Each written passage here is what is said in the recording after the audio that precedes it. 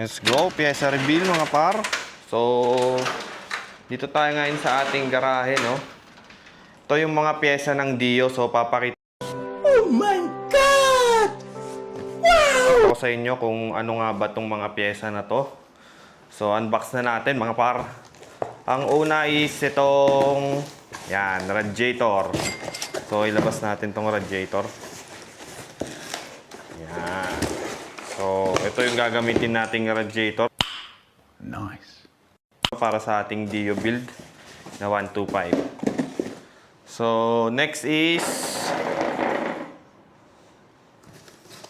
itong box. So, tignan natin yung laman nitong box, mga par. Yan. Merong hose. Yan, meron din tayong KAO na pulley and drive face. Yan, kasama na yan. Meron tayong CSRK na sigunyal na full metal. Long stroke, tsaka na natin buksan to mga par. So, meron na rin tayong manifold na short drop. Meron din head. Yan o. KAO din na head. So, LC head CSRK.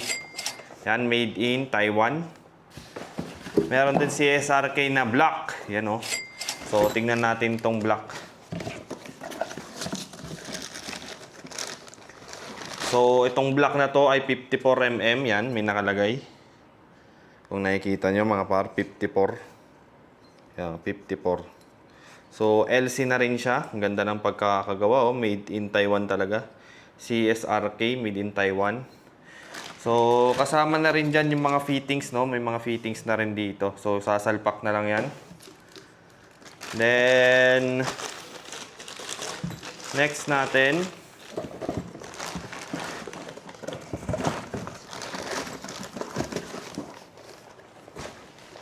So, meron din tayong stud na pang long stroke tsaka pang LC na rin. Pang LC head. So, mahaba na yan. Pin. At mga base at cylinder gasket. Exhaust gasket. Nandyan na rin. Meron din tayong fan. Yan o. So, itong fan lalagay natin sa may radiator. Then, isang ipang importanteng pyesa ay itong water pump. Yan. Then, meron din tayo ditong KAO din na bell tsaka lining. Yan o. Straight KAO to mga par. Made in Taiwan. So, meron ding gear 1642. KAO din. Then, spring din na KAO. Yan. So, itong spring niya is 15 RPM. So, yun lang guys ang laman ng box. So, pakita natin ulit, no? Yan, black.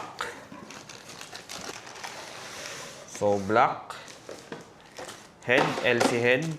Gasket. Itong kanyang drive face tsaka pulley set. KAO na set. Itong kanyang hose. Short drop manifold. Fan. Radiator. Itong importanteng sigunyal. Water pump. Gearings. Bell at lining. At tsaka pin, tsaka stud. Yan. So ito lahat yung pyesa ng DU125 LC. So, see you next vlog mga par!